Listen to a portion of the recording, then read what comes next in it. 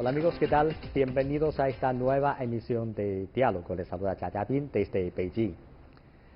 Entre los días 21 y 22 de noviembre tuvo lugar de forma virtual la cumbre del G20 celebrada en Riad, la capital de Arabia Saudita. La comunidad internacional se encuentra en un entorno complejo. La pandemia de COVID-19 todavía está afectando al mundo y la situación política en diferentes partes del mundo se mantiene compleja y cambiante, lo que aporta muchas variables al desarrollo mundial. El G20 es considerado como el principal foro internacional sobre cooperación económica. En este sentido, ¿qué papel desempeña esta cumbre para la revitalización de la economía mundial y la lucha conjunta contra la pandemia? Y ha imprimido confianza este foro en el fortalecimiento del multilateralismo y la cooperación global. Además, ¿qué significado tienen las monedas digitales para el mundo, algo que el G20 también está fomentando?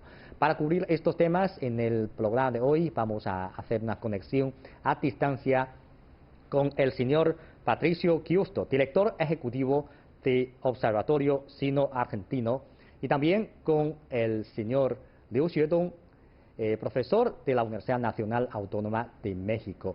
Señores, es un placer invitarles a nuestro programa. Hola, ¿qué tal? Mucho gusto estar aquí y muchas gracias por su invitación. Un gran gusto, muchísimas gracias por la invitación a participar del programa. Gracias a ustedes. En primer lugar, conozcamos más detalles sobre esta cumbre por el siguiente video.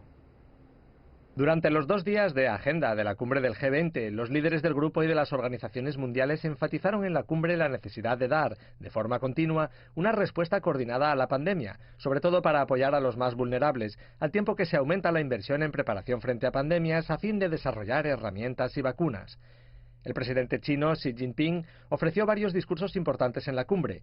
Basándose en el entorno actual, propuso la iniciativa china de luchar contra la pandemia de forma conjunta, estabilizar la economía, garantizar la vida normal del pueblo y fomentar el desempeño del G20. Además, subrayó también la importancia de seguir el camino de un desarrollo sostenible para toda la humanidad. La cumbre concluyó con un compromiso para proteger a las poblaciones y países más vulnerables frente a los efectos de la pandemia de COVID-19, con vistas a una recuperación constante y duradera, según han coincidido los líderes en su declaración final. Señor Giusto, para usted, ¿qué significado tiene la celebración de esta cumbre del G20 en un entorno internacional como el actual? ¿Y qué nos podría comentar usted acerca de los resultados logrados en esta cumbre? Esta cumbre tiene un significado muy especial, obviamente por el contexto en el que se está dando con la crisis derivada por la pandemia de coronavirus, una crisis sanitaria, pero que por supuesto tiene también sus tremendas consecuencias económicas y encuentra al G20 en un momento crucial, ya con una primera reunión de emergencia que fue convocada en marzo, quizás un poco tardíamente, ya en enero sabíamos que estábamos ante una situación muy complicada que iba a tener ramificaciones de todo tipo, no solamente sanitarias, pero bueno, en marzo el G20 se junta y a partir de entonces inicia una agenda de trabajo muy intensa a nivel de ministerios en las cuales se fueron tomando una serie de medidas a partir de consensos muy importantes que se fueron logrando para cooperar en materia de todo lo que hay que hacer para poder superar de la mejor manera y salir de esta crisis. Es un punto de inflexión, podemos decir, de este foro que venía, podemos decir, de alguna forma algo paralizado o con poca influencia en lo que es el escenario internacional, y la pandemia lo ha puesto en el epicentro.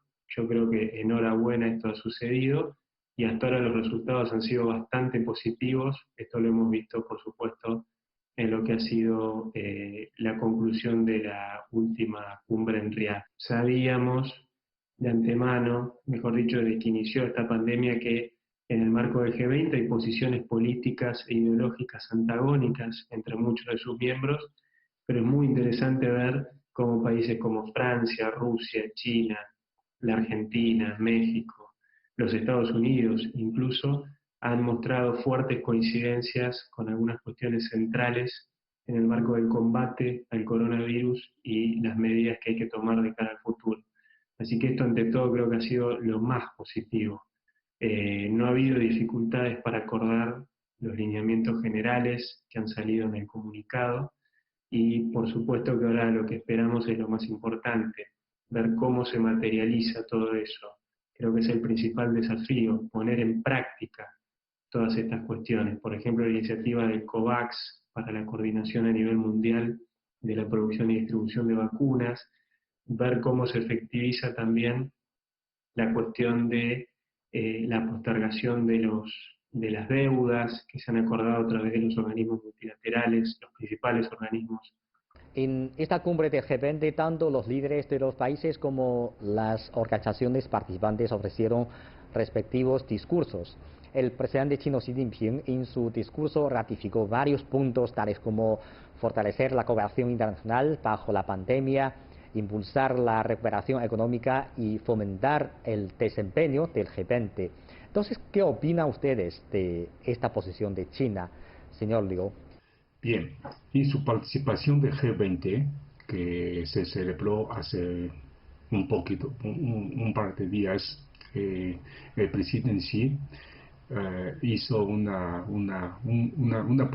pronunciamiento alrededor de que a mí me parece que son cuatro aspectos importantes. En primer lugar, él mencionó, o lanzó más bien, una iniciativa del construir un muro de contención para combatir el COVID-19. Y en segundo lugar, facilitar los flujos tanto de personal como de comercio internacional, de esa manera para que se recupere el desarrollo económico normal y sobre todo el flujo de las cadenas de valores y las actividades económicas. En tercer lugar, también hizo una llamada para impulsar el crecimiento de la economía digital. Y finalmente, fomentar el desarrollo económico inclusivo. El presidente Xi nuevamente enfatizó la disposición de parte de China para apoyar a los demás países del mundo en el combate de la pandemia y obviamente la cooperación bilateral para que todos los países tengan acceso a las vacunas una vez que se encuentran disponibles. Sabemos que para contener la pandemia y sobre todo su propagación, debe utilizar las tecnologías modernas, concretamente, de acuerdo con el planteamiento del presidente Xi, aplicar certificado de salud por uso de QR a nivel internacional, de acuerdo con las pruebas de COVID. A través de esta medida, podría proveer y detectar los contagios a tiempo y lograr de esa manera una contención efectiva y de eficacia. Y también puede ser útil para la época una vez cuando el mundo regresa a su normalidad. Bueno, señor Giusto, entonces para usted, ¿cuáles fueron los puntos más llamativos para usted en el discurso del presidente chino? La posición del presidente Xi Jinping ha sido muy interesante, con un discurso muy profundo, con varios ejes. Yo destacaría la visión integral de desarrollo inclusivo, que es la senda económica que, de acuerdo al presidente Xi, el mundo tiene que encarar a partir de la pandemia y lo que viene en la post-pandemia. Y lejos de ideas abstractas, el presidente Xi ha plasmado esta idea con cuestiones muy concretas.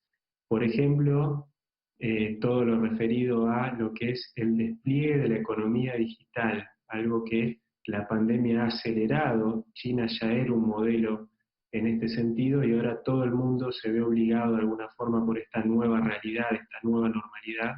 Después, en materia financiera, China es consciente de la pesada carga de la deuda que han acumulado muchos países y en ese sentido plantear la postergación de los vencimientos de deuda e incluso la condonación de parte de esa deuda. Esto es muy importante porque son cuestiones muy concretas que ya van a tener resultados en breve.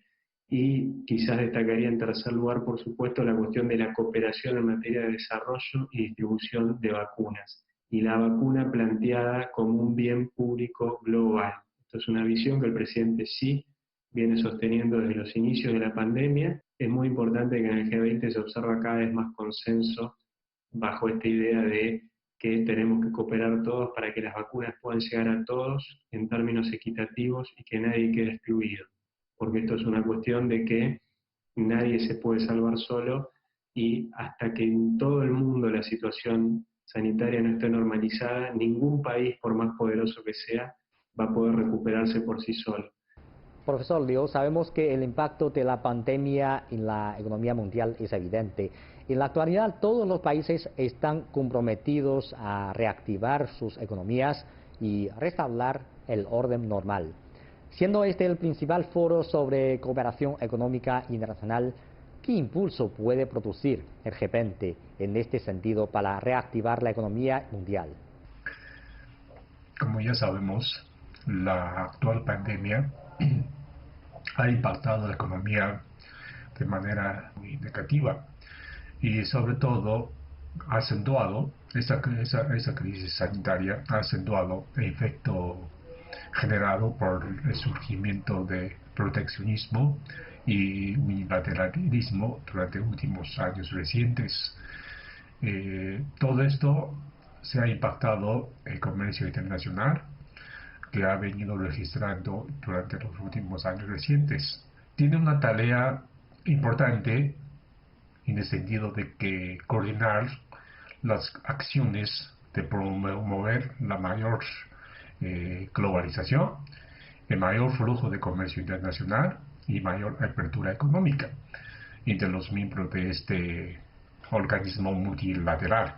Y otras palabras, en los ámbitos de impulsar la mayor globalización, mayor flujo de comercio internacional y mayor apertura económica, y sobre todo la superación a la lucha contra la pandemia, no solamente es una acción individual de los miembros de G20, sino también es una acción y esfuerzos sobre todo conjuntos y coordinados entre todos los miembros. Claro, tanto la recuperación económica como la prevención y control de la epidemia requiere de la cooperación de todos. El G20 tiene como misión unir las fuerzas de todos para enfrentar los obstáculos actuales. Señor Giusto, ¿qué opina usted sobre este tema? Bueno, el aspecto económico obviamente es uno de los más complejos. Tengamos en cuenta, por ejemplo, que solo en los países del G20 se habrían perdido más de 200 millones de puestos de trabajo desde que inició la pandemia, que no se van a recuperar de un día para otro, y hay trabajos que nunca más se van a recuperar por las transformaciones que está teniendo la economía justamente a raíz de esta nueva normalidad de coexistencia con el virus. Así que esto es muy, muy delicado. Y relacionado a esto, en la agenda del G20, por supuesto, estuvo la discusión de los paquetes de ayuda. Ya habría acordados unos 5.000 millones de dólares, pero varios líderes participantes del G20 han manifestado obviamente que esto no es suficiente. Sobre todo los líderes europeos han sido enfáticos en esto.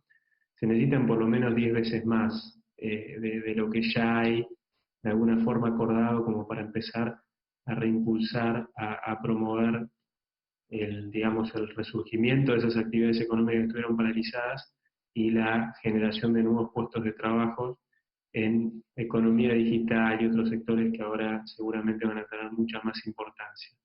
Así que el desafío es enorme, esto implica compromisos, sacrificios sobre todo, y no todos los países están en las mismas condiciones de hacer esto. Digamos que todo el mundo ha sufrido desde ya los impactos económicos, pero hay países que muchos más que otros.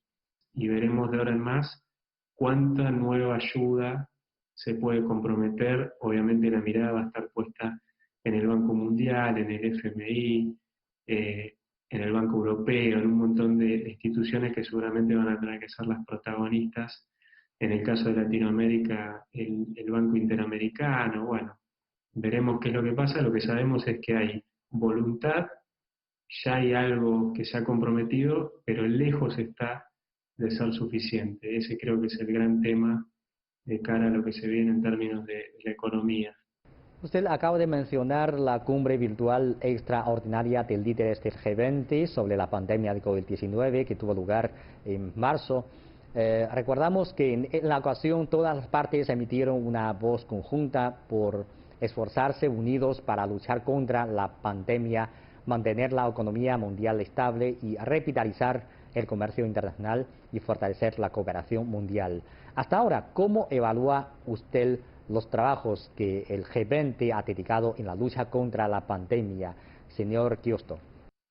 De marzo hasta parte, cuando fue la convocatoria de esa reunión de emergencia, yo ahí lo que más destacaría es el trabajo intenso, coordinado entre los distintos ministros de los distintos países del G20.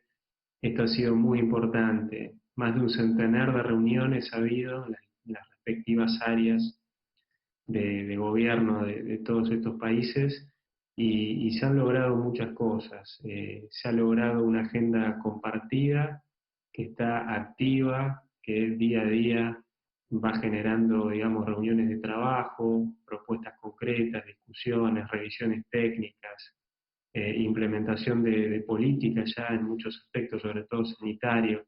Así que esto es muy destacable. Esto no era parte de la vida cotidiana del grupo de los 20, y de marzo a esta parte vemos un grupo activo y con alto nivel de coordinación entre los distintos países y entre las distintas áreas, sobre todo las más críticas que tienen que ver con lo sanitario y lo económico. Así que esto ha sido sumamente positivo y esperemos que esto continúe, ¿no? El gran desafío es que esto continúe independientemente de las coyunturas políticas que hay en cada país, de los cambios políticos que hay en cada país. Es muy importante ver cómo eso, el desafío de mantener todo ese alto nivel de coordinación que va a ser esencial para poder superar esta situación, y yo creo que los líderes reunidos en Riad, obviamente de manera virtual, lo han así entendido y lo han expresado. Así que tenemos razones para ser optimistas en ese sentido de cara a lo que se viene. Profesor Liu, el G20 publicó un informe en el que anunciaba que trabajaría con el Fondo Monetario Internacional y el Banco Mundial y el Banco de Bancos Internacionales para formular conjuntamente directrices y normas oficiales para que las monedas digitales soberanas de varios países se pusieran bajo uso oficial dentro del sistema financiero global. A su juicio, ¿qué significado tiene la promoción de estas monedas digitales para la economía mundial? ¿Hay algún aspecto que requiera especial atención en este proceso? Desde mi punto de vista, a través de emitir dinero digital por los bancos centrales, al menos podría traer tres implicaciones positivas o beneficios para impulsar el crecimiento económico a nivel mundial. En el primer lugar, los mecanismos posibles de control con el dinero emitido con el dinero digital emitido por el Banco Central puede permitir sentar una base para facilitar la realización de los pagos internacionales, al mismo tiempo reducir los costos de transacción. De tal manera, las facilidades brindadas potencialmente por dinero digital podría traer beneficios adicionales para promover el mayor flujo de comercio internacionales y obviamente por las facilidades derivadas de las transacciones pagos de manera instantánea y obviamente con un costo prácticamente nulo. Y en segundo lugar, a través de la emisión de dinero digital por Banco Central, las autoridades monetarias de cada país pueden contar herramientas fuertes en el control de emisión de dinero y obviamente en el control de la base monetaria, etc. De tal manera, las autoridades monetarias de cada país pueden diseñar instrumentos y políticas monetarias más eficientes todavía en el manejo de los indicadores claves de la economía, por ejemplo, la inflación, en el manejo de mercado de divisas, entre otras cosas. Y en tercer lugar, reducir el costo de transacción no solamente tiene sentido para los comercios internacionales, sino también para las transacciones mercantiles dentro de un país. Además, la ventaja de contar con dinero digital también puede mejorar la inclusión bancaria de los ciudadanos en ese aspecto, para que cada vez más que antes los habitantes tengan acceso a los servicios financieros brindados por el sistema bancario. Y por su parte, las críticas recibidas por la emisión de dinero digital consisten en que esta nueva modalidad de emitir dinero de soberana por los bancos centrales tiene el propósito de acabar con la desbancarización y, de consecuencia, con las transacciones obviamente anónimas de día a día que se realizan.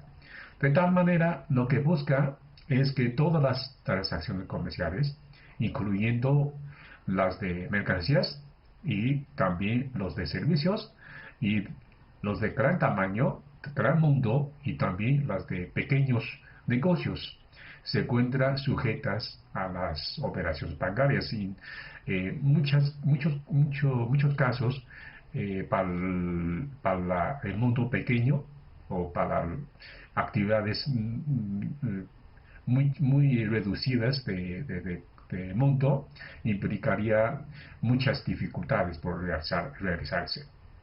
Y un tercer punto que se requiere una atención especial sería que con el dinero digital y el proceso proceso de poner el dinero digital en práctica se deberá realizar con mucha precaución y no cometer errores, y al mismo tiempo debe implementarse medidas concretas y precisas a través de cooperación internacional para evitar las competencias dañinas para la economía mundial y comercio internacional. Sobre todo, evitar los posibles desórdenes generados en el sistema de pagos internacionales. Y finalmente, me gustaría comentarles que los problemas, por ejemplo, de lavado de dinero y hackeos por los delincuentes, también han sido citados para cuestionar la validez de la emisión de dinero digital por los bancos centrales. Sin embargo, me gustaría también comentar que estos problemas, o sea, de lavado de dinero o hackeo por los delincuentes, siempre ha existido.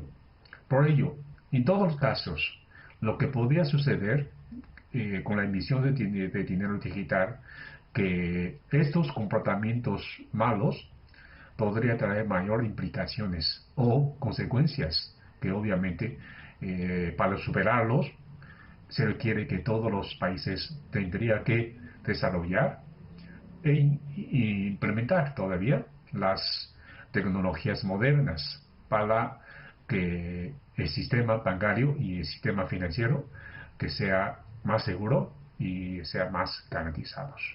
Profesor Liu, ante la complicada situación política y económica actual, de cara a los desafíos y dificultades, ¿cuál es el camino del futuro desarrollo del G20 y cómo pueden todas las partes llegar a un consenso? Me gustaría recordarles que hace 10 años, concretamente en 2008, cuando el mundo tenía la crisis financiera enfrente, que en su momento esa crisis se consideraba como la peor crisis financiera que se registraba desde la gran decepción de